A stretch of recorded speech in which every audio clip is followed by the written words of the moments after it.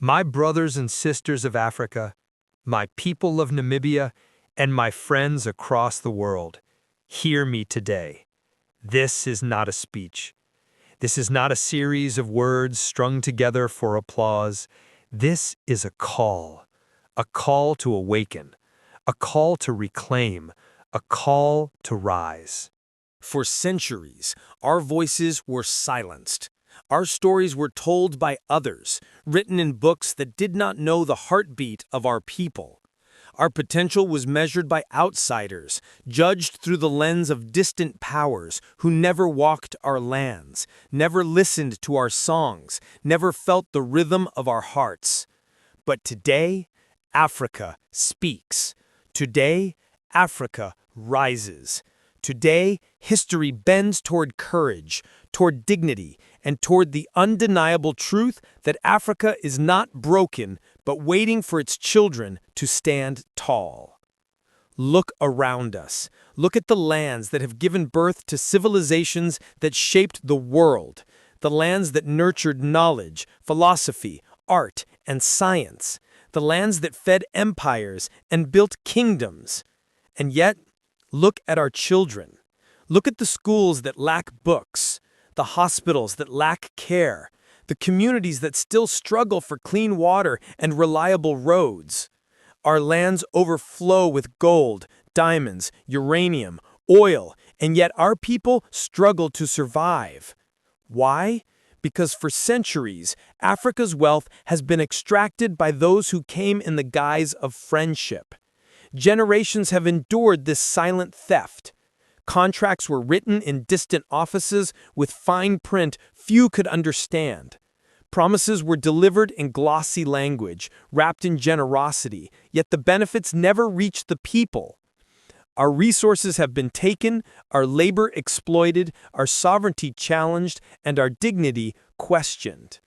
Africa has been known as the richest continent beneath the ground and the poorest above it. That is not a coincidence. That is design. That is the result of systems constructed to extract, not to empower, to take, not to give. For decades, we believed this was the way of the world, that this was the natural order of things, that we must accept it, that we must wait patiently for permission to rise. But what is the world if it does not recognize our dignity? What is life if we cannot stand tall on our own soil? What is pride if it is measured by others and never felt by ourselves? Africa has survived because its spirit is indomitable. Africa has endured because its people are strong, resilient, and unwavering.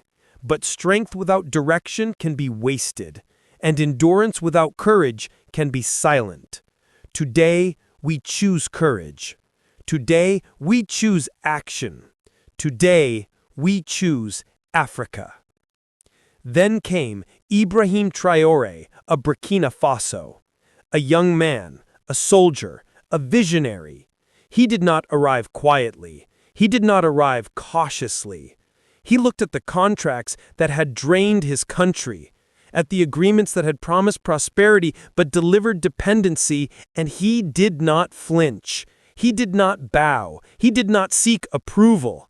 He looked at the gold beneath the soil, at the diamonds hidden in the earth, at the uranium and oil that had been shipped away, and he asked the question so simple yet so revolutionary.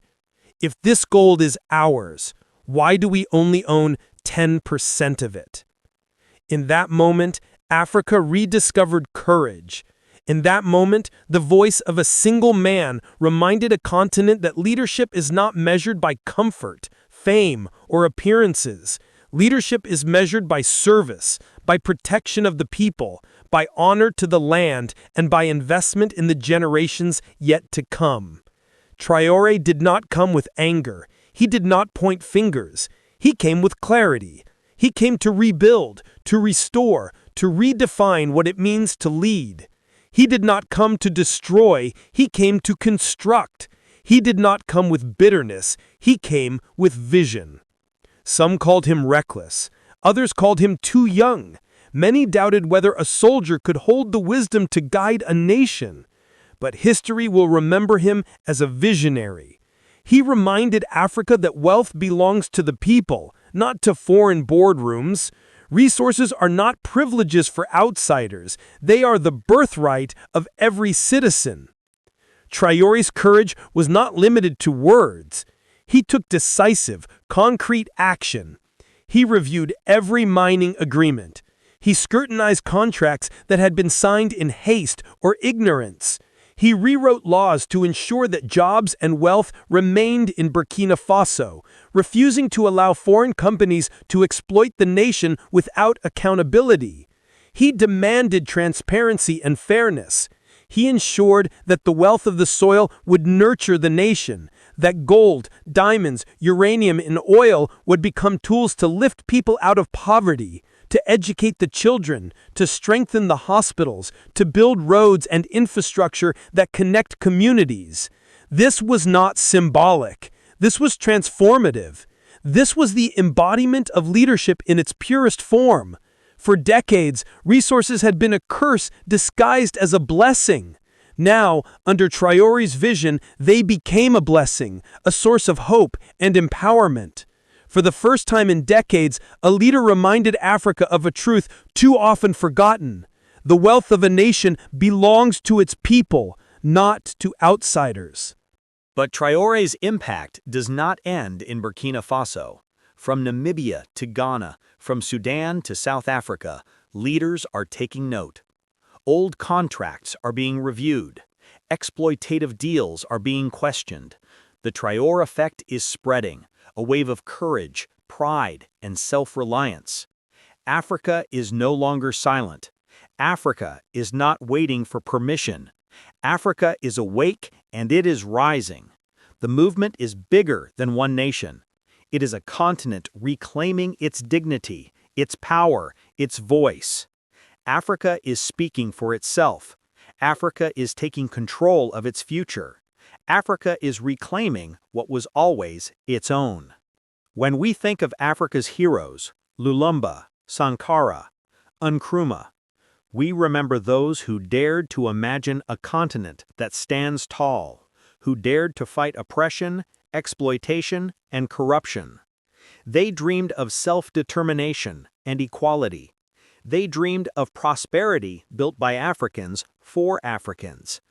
But Traoré brings a new courage, the courage of a generation that refuses to be fooled again, the courage of those who will not merely survive but thrive. He teaches us that gold is not wealth unless it builds schools. Oil is not wealth unless it powers hospitals. Diamonds are not wealth unless they bring water to villages. Leadership is not measured by titles, photographs, or applause. Leadership is measured by action, by accountability, by courage, by the willingness to stand for what is right even when the world tells you it is impossible. To the youth of Africa, the heartbeat of our future, hear me. You are not too young. You are not powerless. You are not without influence. You are the generation that will finish the revolution our ancestors began. The generation that will finally take Africa into its rightful place in the world. Your weapons are knowledge, creativity, innovation, and unity. Your mission is to build, to create, to lead. Every young African who chooses courage over comfort, action over indifference, and service over selfishness carries forward the spirit of Traoré. You are the engineers, the doctors, the teachers, the innovators, the entrepreneurs who will shape Africa's destiny. You will build factories that provide jobs. You will create technology that empowers communities. You will teach children who, in turn, will teach others. You will not wait for permission. You will not wait for foreign validation. You will take control of your destiny because it is yours by birthright. To African leaders, do not fear this courage. Do not resist it. Learn from it. Integrity and service are not weaknesses. They are the foundation for true leadership. When one of us rises, the others must not watch, they must rise alongside. Together, we are unbreakable. Together, we are unstoppable. Stop signing contracts that exploit your people. Stop trading independence for handshakes and applause. Use the wealth of your nations to empower your citizens, to educate your youth, to build hospitals, to provide clean water, and to restore dignity to every village, town, and city. Leadership is not a privilege, it is a responsibility, service, and courage. Africa will trade with the world, but it will trade as an equal. Africa will cooperate with nations, but with dignity. Africa will rise, not because the world allows it, but because we have chosen to rise. This is not rebellion. This is restoration. This is the African Awakening. From Namibia to Burkina Faso, from Ghana to Sudan, a new generation of leaders and youth are reclaiming control over resources, education, economies, and destinies. Africa is awakening, and it is awakening powerfully. The era of silence is over. The era of African awakening has begun. President Ibrahim Traoré, your courage is our courage. Your vision is our vision. Together, Africa will honor its ancestors, inspire its children, and show the world that Africa is not a place for pity, but a continent of strength, pride, and power. May God bless Burkina Faso. May God bless Namibia. May God bless every African nation that chooses dignity over exploitation, courage over fear, and self-reliance over dependency. The world is watching, and Africa is awake. The world is watching, and Africa will not be silenced. The world is watching, and Africa will finally rise.